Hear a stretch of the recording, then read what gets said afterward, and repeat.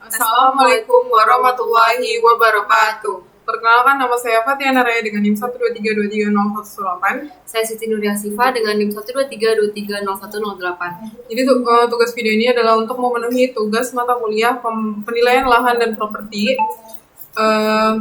Dan di sini kami akan menjelaskan apa itu ZNT dan NJOP dan bagaimana mendapatkan kedua nilai tersebut. Pertama, ZNT. Jadi ZNT itu adalah zona nilai tanah yang membagi zona berdasarkan nilai tanah atau faktor-faktor tertentu seperti lokasi, aksesibilitas, dan peruntukan lahan seperti pertanian dan komersial. Jadi komersial itu nilainya lebih tinggi dari pertanian. ZNT sendiri terbagi menjadi beberapa wilayah. Yang pertama itu ada ZNT tinggi seperti pusat kota, komersial, dan selanjutnya itu ada nilai tanah yang lebih tinggi, yang itu nilainya akan meningkatkan NJOP tanah. Selanjutnya itu sedangkan ZNT rendah itu seperti perdesaan atau pinggiran kota, itu nilai tanahnya akan lebih rendah gitu.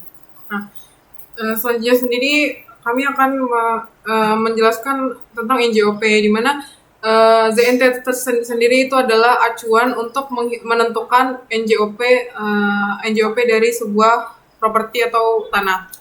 Jadi di sini kami akan menjelaskan atau merincikan PBB dari lokasi Perumnas Kelapa Blok 6 RT 21 RW 11 Kecamatan Alang-Alang Lebar, Kota Palembang.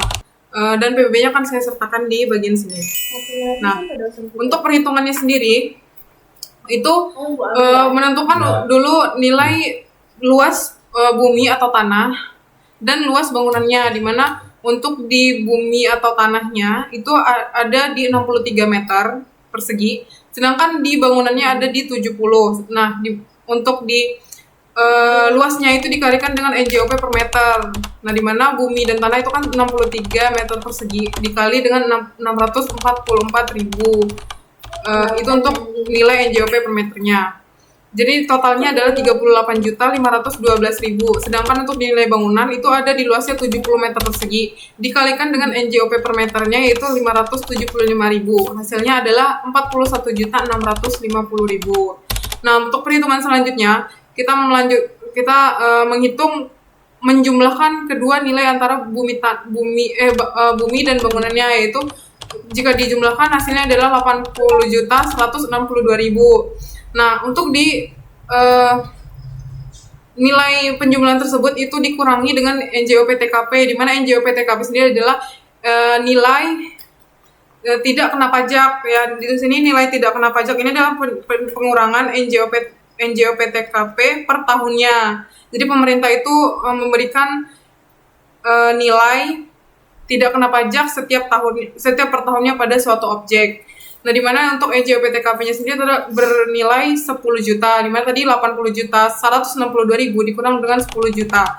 Hasilnya adalah 70.162.000. Nah, setelah dikurangi cara menentukan tarif PBB-nya adalah mengambil persenasi dari jumlah hasil pengurangan tadi. Jadi untuk di persenasinya sendiri ini adalah 0,085%. Kenapa kami ambil 0,085%? Itu karena itu sudah ketentuan ya, di mana untuk persenasinya itu terbagi 4. Pertama ada 0,085% itu di atas untuk di bangunan di bawah 1 miliar. Untuk 0,180% itu untuk yang di atas 1 miliar sampai 1,7 miliar. Sedangkan 0,210% adalah untuk nilai 1,7 sampai 33,5 miliar. Dan terakhir itu ada 0,275%, di mana nilai tersebut itu di atas 33,5 miliar. Nah, di mana tadi kan itu untuk hasil persenasinya sudah 0,085% dikali 70.162.000. Hasilnya sendiri adalah 59.638.000, di mana tarif PBB dari bangunan tersebut adalah 59.638.000 yang harus dibayarkan setiap tahunnya. Dengan adanya ZNT, penentuan nilai-nilai tanah atau properti bisa lebih terstruktur, yaitu berdasarkan menentukan nilai pajak bumi, bangunan, dan nilai tanah yang ada pada ZNT yang ada pada ZNT yang akan berpengaruh bagi besarnya pajak yang disasarkan pemilik properti. Nah, jadi itu mengapa saat kita menentukan NJOP itu sendiri itu harus ada acuannya dari zona nilai tanah. Berikut untuk penjelasan dan pemaparan kami. Jika ada salah kata kami mohon maaf, dan jika ada salah kata juga mohon dikoreksi. Wassalamualaikum warahmatullahi wabarakatuh. Alhamdulillah, belum.